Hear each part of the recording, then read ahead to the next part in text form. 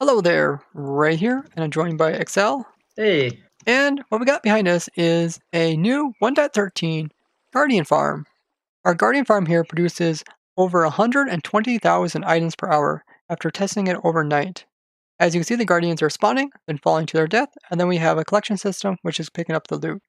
So with our farm, you'll be able to get the crystals as well as the shard loots from the Guardians. And you can use this to make the prismarine types of blocks. So you get prismarine bricks, as well as dark prismarine, and you can make sea lanterns out of this.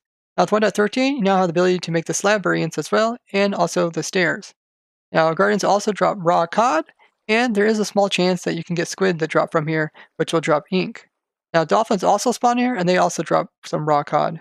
okay, so about a month ago, I came up with this original design where the gardens spawn inside the bubble columns, and while they're at it, they get transferred up, and then they get pushed to the side.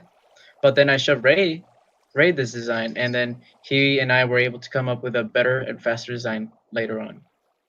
So after seeing Excel's design, I thought maybe we could come in and improve it with having a different type of spawning floor. So I came up with this type of spawning floor here, and Excel has been helping improve it. So what we have here is different types of water. Right here on this dark prismarine, we have the water source, and it's a waterlogged prismarine slab. The source water here is then flowing out in this direction, in which case it is flowing over here and bumping up against these gates, which are open. Then underneath of that, we have some stairs, and these stairs are waterlogged. So there are two sources, but both of them are inside of waterlogged blocks, and then we have flowing water here. And we can even look at this with F3, and you can see that it says that it is some flowing water. So the way that works is very similar to like my dolphin and my fish farms. If you haven't seen those before, I'll put links down in the description. What we discovered is that it is possible to get mobs that take two spawning spaces that use water to have the bottom one be waterlogged. So the dolphins, as well as the guardians, as well as squid, they both need 2 meter high of water, but only the top piece actually has to be some type of water that's not waterlogged, where the bottom piece can be any type of waterlogged block. This allows us to minimize the area which the guardians can move about. Now the guardians are able to spawn here in this flowing water, and once they do spawn here, they will immediately get pushed out, and then they will fall into this empty area where they will drop down all the way far enough so that they will hit the ground and die instantly. After the guardian dies and the items appear, there will be hopper miners that will drive underneath these slabs, and then while they go underneath, they will be able to pick up the items. And when they reach one of the two sides, the items will get unloaded by this unloader that designed by KK, and then the items will be sent to the storage system or whatever you want to do with them. We have been working on these farms during our Twitch streams. If you haven't already, be sure to follow me on Twitch. We're close to having 1,000 followers. If you'd like to be right there as we discover new things and design new farms, we do stream every day at 9 p.m. Eastern. And I'd love to see all you guys come and join us. In this farm here, we try to maximize the amount of spawning spaces. So there is around 20,000 spawning spaces for the Guardians to spawn in. So we went with the whole max size of the ocean mine, so from all the way from 39 up to 61, and the full 58-meter wide as well as deep, trying to get the most spawning spaces since we're able to spawn the Guardians without them going over the cap. Now in 1.12, it's a lot easier to get to the mob cap with Guardians with a lot less spawning spaces than in 1.13. So in this farm, you notice that we got around 20,000 spawning spaces just to get to mob cap, where in 1.12 you can use quite a bit less just to get there as well. Also notice that we do have an overhang, but the overhang doesn't really seem to add any more spawning spaces.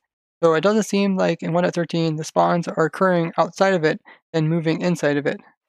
Okay, so while making this design, we noticed that we had to do an alternate design because we started noticing that guardians, they tended to get stuck between each other, as in like two guardians spawn right next to each other and they blocked each other from moving, so they would stay there stuck without falling. And then we also did this because we also noticed that a lot of guardians, they jumped to the other side and then they fell down again. And so in both situations, the gardens tended to stay alive for longer, killing some of our raids. Now the squid and the dolphins can also spawn in this area, but they aren't affected by the flowing water. so they won't immediately get pushed out, but they'll just decide to walk out on their own.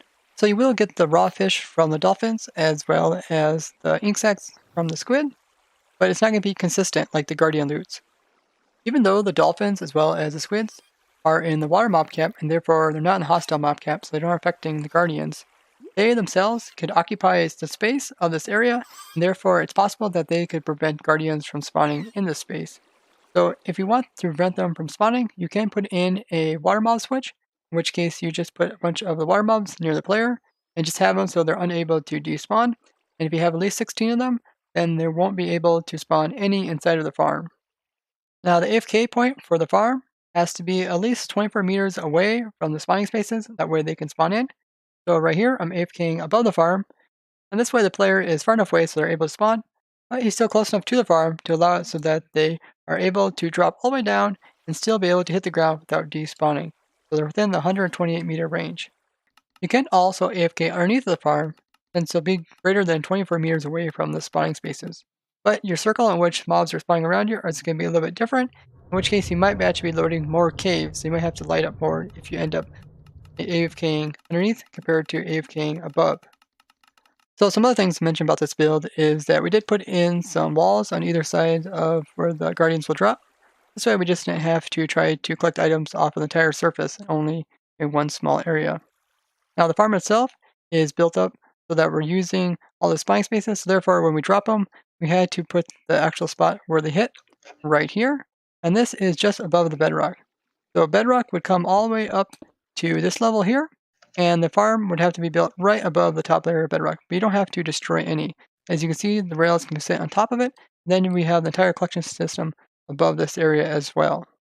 Now we did test this in a very nice clean perimeter where we have removed all the other spawning, but you could do this in survival and just light up the caves, so you can get at least most of the spawns to occur inside of here if you want to. You also could make this smaller if you wanted to, but you just get a little bit less rates.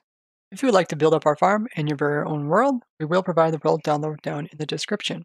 What I would do is probably just come ahead and fill in the area where the ocean monument is, then come in and remove all the materials inside there so you can build up this farm.